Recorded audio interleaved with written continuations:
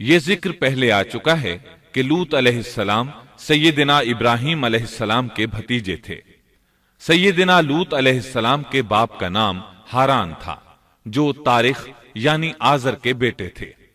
اللہ تعالیٰ نے لوط علیہ السلام کا پورے قرآن میں 27 بار ذکر کیا ہے۔ یہ ذکر 14 سورتوں میں متفرق مقام پر آیا ہے۔ آپ کا والد آپ کے بچپن ہی میں فوت ہو گیا تھا، اس لیے آپ نے اپنے دادا آزر کے گھر اپنے چچا ابراہیم علیہ السلام کے ہاں پرورش پائی۔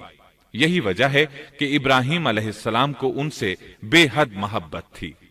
جس وقت پوری قوم سیدنا ابراہیم علیہ السلام کے خلاف اٹھ کھڑی ہوئی اور انہیں آگ میں ڈالا گیا، اس کٹھن وقت میں صرف لوط علیہ السلام ہی وہ شخصیت تھے جو آپ پر ایمان لا چکے تھے۔ پھر جب ابراہیم علیہ السلام نے ہجرت کی تو لوط علیہ السلام نے بھی ان کے ساتھ ہجرت کی۔ اللہ تعالیٰ فرماتے ہیں کہ میں اپنے رب کی طرف ہجرت کرنے والا ہوں، وہ بڑا ہی غالب اور حکیم ہے۔ اس سے پہلے ہم ذکر کر آئے ہیں کہ جب ابراہیم علیہ السلام مصر سے فلسطین واپس چلے گئے تو آپ نے اپنے بھتیجے لوط کو سدوم بستی کی طرف بھیج دیا۔ یہ بحر مردار کے پاس ایک بستی تھی، تجارتی مرکز اور مسافروں کے لیے آرام کی جگہ تھی۔ یہ کافر قوم تھی، ان میں ایک بھی مومن نہیں تھا۔ اللہ تعالیٰ فرماتے ہیں پس جتنے ایماندار وہاں تھے ہم نے انہیں نکال لیا، اور ہم نے وہاں مسلمانوں کا صرف ایک ہی گھر پایا۔ یہ سب لوگ کافر تھے، لوگوں میں سب سے زیادہ فاسق اور فاجر تھے۔ ان لوگوں نے ایسی برائیاں ایجاد کی کہ ان سے پہلے کائنات میں کسی نے نہ کی تھیں۔ چنانچہ اللہ فرماتے ہیں جب لوط نے اپنی قوم سے کہا تم ایسی فحاشی اور بے حیائی کا ارتکاب کرتے ہو جو جہانوں میں تم سے پہلے کسی شخص نے نہیں کی۔ پھر اللہ فرماتے ہیں کیا تم عورتوں کو چھوڑ کر مردوں سے حاجت پوری کرتے ہو، بلکہ تم حد سے بڑھنے والی قوم ہو۔ اس کام یعنی اغلام بازی اور جنسی بے راہ روی کو قوم لوط نے شروع کیا، لیکن بعض کہتے ہیں یہ تو فطری چیز ہے اور بعض کہتے ہیں یہ جنات سے شروع ہوئی۔ بہرحال یہ فسق و فجور اور گھناؤنا جرم اسی قوم سے شروع ہوا۔ فرشتوں کی زبانی اللہ تعالیٰ نے فرمایا فرشتوں نے کہا کہ ہم گناہگار قوم کی طرف بھیجے گئے ہیں۔ پھر کہنے لگے مگر خاندان لوط کہ ہم ان سب کو تو ضرور بچا لیں گے، سوائے اس کی بیوی کے کہ ہم نے اسے رکنے اور باقی رہ جانے والوں میں مقرر کر دیا ہے۔ اسی طرح لوط علیہ السلام نے ان سے کہا کیا تم جہان والوں میں سے مردوں کے ساتھ شہوت رانی کرتے ہو، اور تمہاری جن عورتوں کو اللہ نے تمہارا جوڑ بنایا ہے ان کو چھوڑ دیتے ہو، بلکہ تم ہو ہی حد سے گزر جانے والے۔ اللہ تعالیٰ نے قرآن میں کتنے ہی مقامات پر اس گناہ کی برائی اور قباحت بیان فرمائی ہے، اس لیے کہ یہ نہایت سنگین اور گھناؤنا جرم ہے۔ اللہ تعالیٰ فرماتے ہیں اور لوط کا ذکر کر جبکہ اس نے اپنی قوم سے کہا کہ کیا باوجود دیکھنے بھالنے کے پھر بھی تم بدکاری کرتے ہو؟ یہ کیا بات ہے کہ تم عورتوں کو چھوڑ کر مردوں کے پاس شہوت سے آتے ہو؟ حق یہ ہے کہ تم بڑی ہی نادانی کر رہے ہو۔ اللہ تعالیٰ نے اس قوم کی قبیح خصلتوں کا جتنا ذکر کیا ہے کسی اور قوم کا نہیں کیا۔ انہیں کافر، مجرم، جاہل اور حد سے بڑھنے والا کہا گیا، کہیں فضول خرچی کرنے والے اور فاسق کہا گیا۔ یہ تمام برائیاں ان میں موجود تھیں۔ اللہ تعالیٰ فرماتے ہیں اور لوط کو یاد کرو جب انہوں نے اپنی قوم سے کہا تم ایسی فحاشی کرتے ہو کہ تم سے پہلے کسی جہاں والے نے نہیں کی۔ کیا تم مردوں کے پاس بدفعلی کے لیے آتے ہو اور راستوں میں ڈاکے ڈالتے ہو اور مجالس میں نہایت برے کام کرتے ہو؟ یہ لوگ اس قدر خبیث تھے کہ بھری مجلس میں برے برے کام کرتے تھے۔ مثلا سب کی موجودگی میں زوردار آواز کے ساتھ ہوا خارج کرتے، پھر اپنی اس حرکت پر ہنستے۔ غرض یہ کہ برائی کی تمام تر صفات ان میں موجود تھیں۔ لوط علیہ السلام پھر بھی انہیں سمجھاتے رہے، لیکن وہ جھٹلاتے ہی رہے۔ اللہ تعالیٰ فرماتے ہیں قوم لوط نے پیغمبروں کو جھٹلایا، جبکہ ان کے بھائی لوط نے ان سے کہا کہ تم اللہ کا خوف نہیں رکھتے۔ میں بلا شبہ تمہاری طرف امانت والا پیغمبر ہوں، اللہ سے ڈرو اور میری اطاعت کرو، اور اس کام پر میں تم سے کوئی اجرت اور مزدوری نہیں چاہتا۔ میرا اجر تو صرف اور صرف जहानों को पालने वाले के जिम्मे है। अंबिया का मिशन ही ये होता है कि तबलीग करते रहें। लिहाजा लूत अलैहिस्सलाम दावत देते रहे, लेकिन दावत के नतीजे में कौम का रद्द अमल क्या था, अल्लाह ने इसका भी जिक्र किया है। बस उसकी कौम का जवाब यही होता कि अल्लाह का अजाब ले आ अगर तू सच्चा है। इस्लाम दुश्मन और काफिर कौमों का जवाब यही होता है। कौम आद और कौम समूद ने भी यही जवाब दिया था। दूसरी आयत में है, लूत ने उन्हें हमारी पकड़ से डराया, यानी उन्होंने कहा, ए कौम, अल्लाह की पकड़ से और अजाब से बच जाओ, मोहतात हो जाओ। उसकी लाठी बेआवाज है, लेकिन वो डराने वालों से भी झगड़ते ही रहे। एक और आयत में अल्लाह फरमाते हैं, और उनकी कौम से कोई जवाब न बन पड़ा बजुज इसके कि आपस में कहने लगे कि इन लोगों को अपनी बस्ती से निकाल दो, ये पाकबाज बनने की कोशिश करते हैं। चूंकि ये सब के सब लोग फहाशी, उरियानी, बेहयाई, बेगैरती, फिस्क व फुजूर और बदकारी में मसरूफ थे, इनके नजदीक पाकीज़गी इख्तियार करना बेमाना काम बन चुका था। लूत अलैहिस्सलाम और उनकी बेटियों के अलावा कोई शख्स पाक न था। सब के सब गिलाजत में डूबे हुए थे। चुनाचे उन्होंने लूत अलैहिस्सलाम को अपनी बस्ती से निकाल बाहर करने का फैसला किया। कहने लगे, ऐ लूत, अगर तू अपने इस वाजो नसीहत से बाज ना आया तो जरूर तुझे निकाल दिया जाएगा। इस पर लूत ने फरमाया, मैं भी तुम्हारे इस घिनावने अमल से बेजार हो चुका हूं।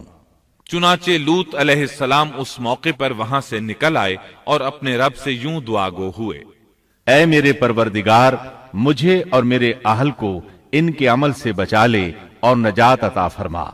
कितनी ही आयात में है कि इन लोगों ने लूत अलैहिस्सलाम को बस्ती से निकालने का अज़्म कर रखा था और लूत अलैहिस्सलाम इस पूरी बस्ती में बेयारो मददगार थे।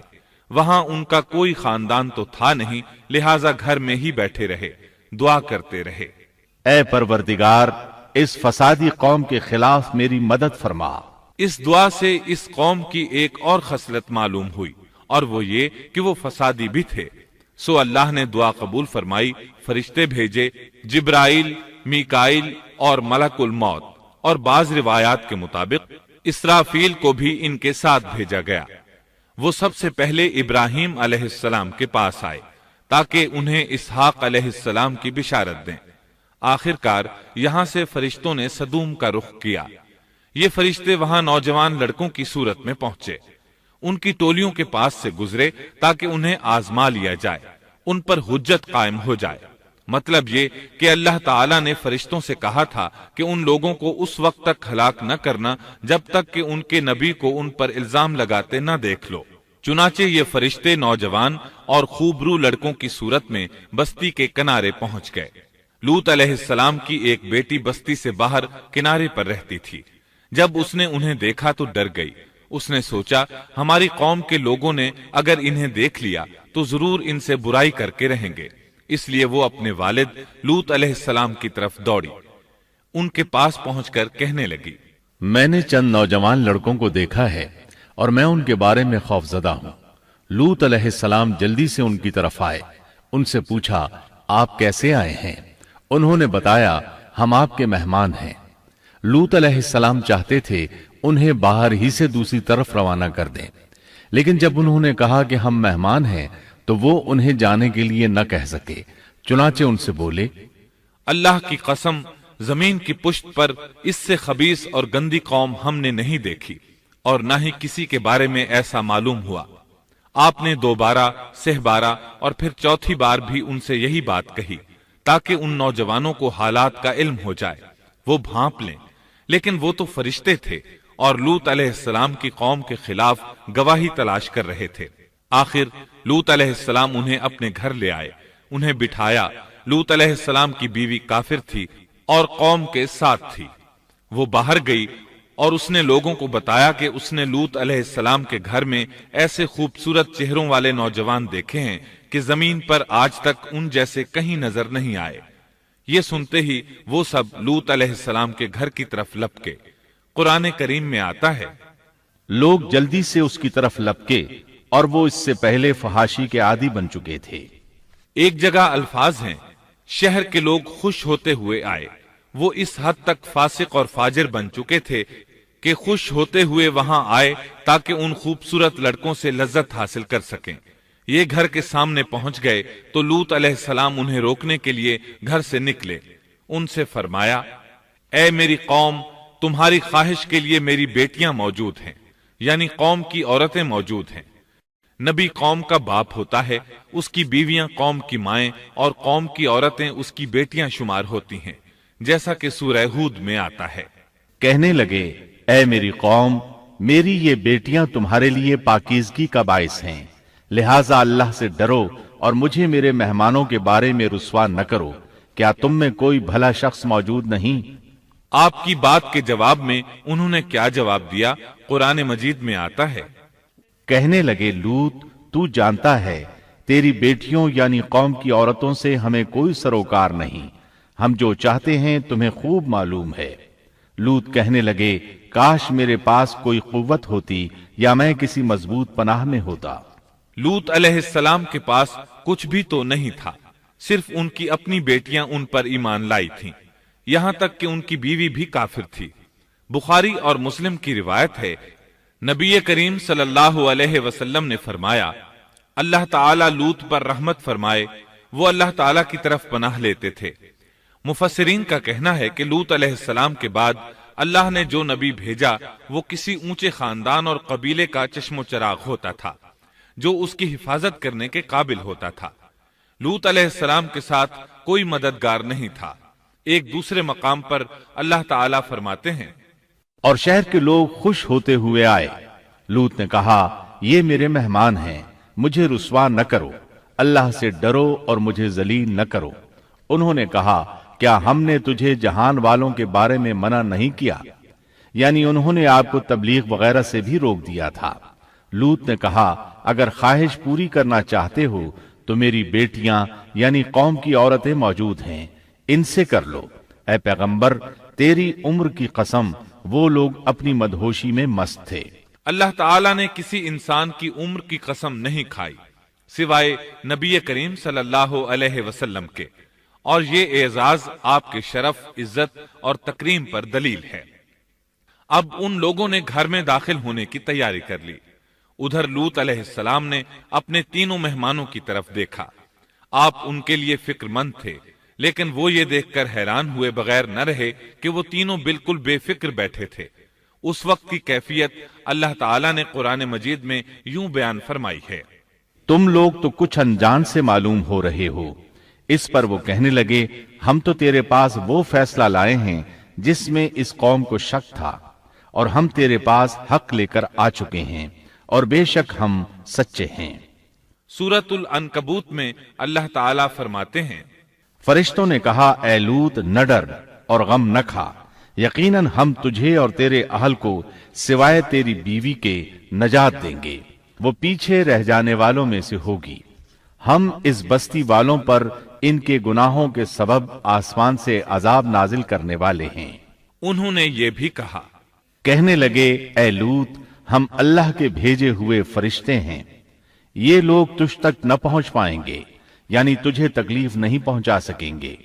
پھر ان میں سے ایک شخص نے اندر داخل ہونے کی کوشش کی۔ جبریل اٹھے، انہیں ایک ایسی ضرب لگائی کہ تمام کے تمام اوندھے ہو گئے۔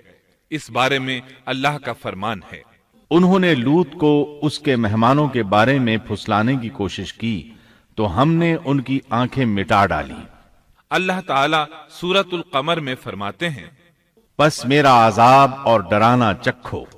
وہ دھمکیاں دینے لگے اور واپس جاتے ہوئے کہنے لگے، ہم تجھ سے کل نبٹ لیں گے۔ انہوں نے سزا محسوس بھی کر لی، لیکن پھر بھی توبہ نہ کی۔ اس وقت فرشتوں نے کہا، یقیناً ان کے وعدے کا وقت صبح کا ہے، اور کیا صبح بالکل قریب نہیں؟ صبح تک انہیں مہلت مل گئی۔ فرشتوں نے کہا، اے لوط، اپنے اہل کو رات کے حصے میں لے کر نکل جا، اور ان کے پیچھے پیچھے تو چل، اور تم میں سے کوئی پیچھے مڑ کر نہ دیکھے، اور جہاں تمہیں حکم ہو چلے جاؤ۔ اور ہم نے اسے وہ فیصلہ سنا دیا کہ صبح ہوتے ہی اس قوم کی جڑ کاٹ دی جائے گی۔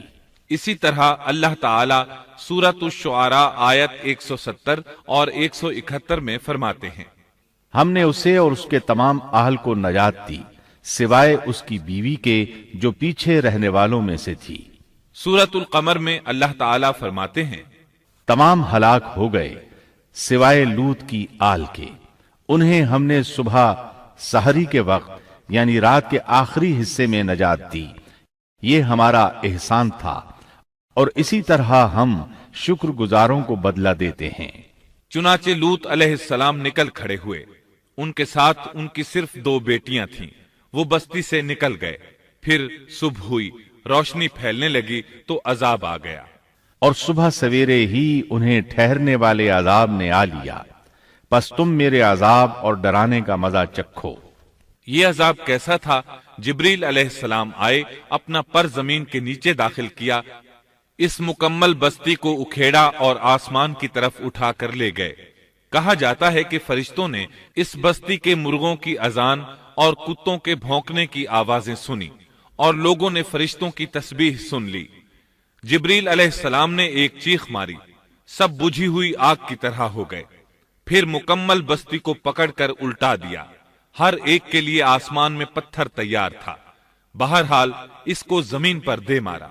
اللہ تعالیٰ سورہ ہود میں فرماتے ہیں، پس جب ہمارا حکم آیا تو ہم نے اس کا اوپر والا حصہ نیچے کیا اور ان پر کنکریلے پتھر برسائے جو تہ بتہ تھے، تیرے رب کی طرف سے نشاندار تھے، اور وہ ان ظالموں سے کچھ دور نہیں تھے۔ سورۃ الحجر میں اللہ فرماتے ہیں، روشنی ہوتے ہی انہیں بڑے زور کی چیخ نے پکڑ لیا، پھر ہم نے اس کا بلند حصہ نیچے کیا اور ان پر کنکر والے پتھر برسائے۔ سورۃ الشعراء میں اللہ فرماتے ہیں، اور ہم نے ان پر ایک خاص قسم کا می برسایا، پس بہت ہی برا می تھا جو ڈرائے گئے ہوئے لوگوں پر برسا۔ یہ ماجرا بھی سراسر عبرت ہے، ان میں سے بھی اکثر مسلمان نہ تھے۔ بے شک تیرا پروردگار وہی ہے غلبے والا، مہربانی والا۔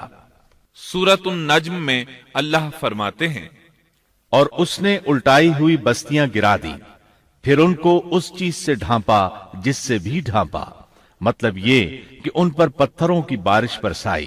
پس تم اپنے رب کی کون کون سی نعمتوں میں جھگڑو گے؟ یہ شخص بھی پہلے ڈرانے والوں کی طرح ایک ڈرانے والا ہے۔ اس طرح یہ بستی سدوم باہر مردار کے علاقے میں تہس نہس ہو گئی، اور اس کے آثار و نشانات قیامت تک کے لیے چھوڑ دیے گئے ہیں۔ ان نشانات کو اسی لیے باقی چھوڑا گیا ہے کہ سارا جہان ان کو دیکھ کر عبرت پکڑے، فحاشیوں سے باز آ جائے، خاص طور پر سب سے بڑی فحاشی جو قوم لوط کا عمل تھا، اس سے باز آ جائیں۔ سیدنا لوط علیہ السلام کے اس قصے میں قرآن حکیم اور احادیث نبوی سے یہ بات ثابت ہوتی ہے کہ سیدنا لوط علیہ السلام جس قوم کی طرف مبعوث کیے گئے تھے، وہ قوم اخلاق کے اعتبار سے بالکل ختم ہو چکی تھی، اور اب اس کی اصلاح ناممکن ہو چکی تھی۔ اس قوم نے اپنے جرم کو جرم بھی نہیں سمجھا تھا، عام مقامات پر اعلانیہ بے حیائی کرنا ان کا مشغلہ تھا۔ یہ ایسا عمل تھا جس کی ماضی میں کوئی نظیر نہیں ملتی۔ مردوں کا مردوں سے اختلاط اور عورتوں کا عورتوں سے، یہ ایسا فعل تھا جو جنگل کے وحشی جانور بھی نہیں کرتے۔ یہی وجہ تھی کہ یہ قوم اپنے میں سے کچھ نیک لوگوں کو بھی برداشت نہیں کرتی تھی، وہ انہیں نیکی اور شرافت کی دعوت دیتے تھے، اسی لیے وہ ان کے سخت مخالف ہو گئے تھے۔ قرآن کریم نے اس قوم کے 3 بڑے جرائم کا ذکر کیا ہے، یہ کہ تم مردوں سے بدفعلی کرتے ہو، مسافروں کو لوٹ لیتے ہو، عام مجلسوں میں اعلانیہ فحاشی کرتے ہو۔ ان 3 گناہوں میں سے سب سے پہلا گناہ بدترین گناہ تھا۔ یہ گناہ اس قوم سے پہلے کسی نے نہیں کیا تھا، گویا وہ اس گناہ کو ایجاد کرنے والے تھے، اور یہ گناہ زنا سے بھی زیادہ شدید ہے۔ قرآن کریم اور احادیث کی روح سے اغلام بازی ایک بدترین گناہ ہے۔ احادیث میں اس گناہ کی مختلف سزائیں آئی ہیں۔ ایک روایت میں ہے کہ فاعل اور مفعول دونوں کو قتل کر دو۔ بستی سدوم عذاب کے نزول سے قبل کن حالات سے دوچار تھی، سورۃ الزاریات آیت 35 اور 36 میں یوں بیان ہوا ہے، پھر ہم نے ان سب لوگوں کو نکال لیا جو اس بستی میں مومن تھے، یعنی لوط علیہ السلام اور ان پر ایمان لانے والے، سو ہم نے اس بستی میں سوائے ایک گھر کے مسلمانوں کا کوئی گھر نہ پایا۔ اس کا مطلب ہے وہاں صرف سیدنا لوط علیہ السلام اور ان کا گھرانہ مسلمان تھا، باقی سب گھر کافروں کے تھے۔ اللہ تعالیٰ کسی قوم کی مکمل تباہی کا فیصلہ اس وقت تک نہیں کرتے جب تک کہ اس قوم میں کچھ قابل لحاظ بھلائی موجود ہو، مگر جب قوم کا حال یہ ہو جائے کہ اس میں بھلائی آٹے میں نمک کے برابر بھی باقی نہ رہے، تو ایسی صورت میں اللہ کا قانون یہ ہے کہ نبی اور اس پر ایمان لانے والوں کو اپنی قدرت خاص سے کسی نہ کسی طرح بچا لیا جاتا ہے، اور باقی لوگوں کے ساتھ وہی معاملہ کیا جاتا ہے جو ہوش مند تاجر اپنے ٹوکرے کے گلے سڑے پھلوں کے ساتھ کرتا ہے۔ اچھے پھل ان میں سے نکال لیتا ہے اور سڑے ہوئے باہر پھینک دیتا ہے۔ عذاب کے بعد اللہ تعالیٰ نے اس شہر کے کھنڈرات کے بارے میں سورۃ الزاریات آیت 37 میں یوں فرمایا ہے، اس عذاب کے بعد ہم نے وہاں بس ایک نشانی ان لوگوں کے لیے چھوڑ دی جو دردناک عذاب سے ڈرتے تھے۔ اس نشانی سے مراد بحیرہ مردار ہے۔ اس کا جنوبی علاقہ آج بھی ایک عظیم تباہی کے آثار پیش کر رہا ہے۔ ماہرین آثار قدیمہ کا خیال ہے کہ قوم لوط کے 5 بڑے شہر شدید زلزلے سے زمین میں دھنس گئے تھے اور ان کے اوپر بحیرہ مردار کا پانی پھیل گیا تھا۔ اس خیال کی وجہ یہ بتائی جاتی ہے کہ بحیرہ مردار کا وہ حصہ جو اللسان نامی جزیرے کے جنوب میں واقع ہے، وہ صاف طور پر بعد میں پیدا ہوا ہے، اور قدیم بحیرہ مردار کے جو آثار اس جزیرے کے شمال میں نظر آتے ہیں وہ جنوب میں پائے جانے والے آثار سے بالکل مختلف ہیں۔ ماہرین آثار قدیمہ نے اس سے یہ بات اخذ کی ہے کہ جنوب کا حصہ پہلے اس بحیرہ کی سطح سے بلند تھا، بعد میں زلزلے سے دھنس کر زمین کے نیچے چلا گیا۔ اس دھنسنے کا زمانہ بھی 2000 برس قبل مسیح کے قریب معلوم ہوتا ہے، اور یہ زمانہ تاریخ کے اعتبار سے سیدنا ابراہیم علیہ السلام اور سیدنا لوط علیہ السلام کا زمانہ ہے۔ 1965 عیسوی میں آثار قدیمہ کی ایک امریکی ٹیم کو اللسان جزیرے پر ایک بہت بڑا قبرستان ملا۔ اس میں 20,000 سے زائد قبریں تھیں۔ اس سے اندازہ ہوتا ہے کہ قریب ہی کوئی بڑا شہر آباد تھا۔ اس لیے عین ممکن ہے کہ جس شہر کا یہ قبرستان ہے وہ بحیرہ میں غرق ہو چکا ہو۔ بحیرہ کے جنوب میں جو علاقہ ہے اس میں اب بھی ہر طرف تباہی کے آثار موجود ہیں، اور زمین میں گندھک، رال، کول تار اور قدرتی گیس کے اتنے بڑے ذخائر پائے گئے ہیں کہ ان کو دیکھ کر یقین ہو جاتا ہے کہ کسی وقت بجلیوں کے گرنے سے یا آتش فشاں کا لاوا نکلنے سے یہاں آگ پھٹ پڑی تھی۔ اللہ تعالیٰ سورہ ہود کی آیت 83 میں ارشاد فرماتے ہیں، پتھراؤ کا یہ عذاب آج بھی ظالموں سے دور نہیں۔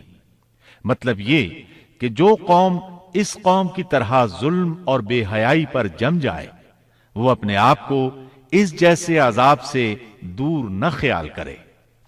لوط علیہ السلام کے حالات اور واقعات قرآن کریم کی روشنی میں آپ نے سنے۔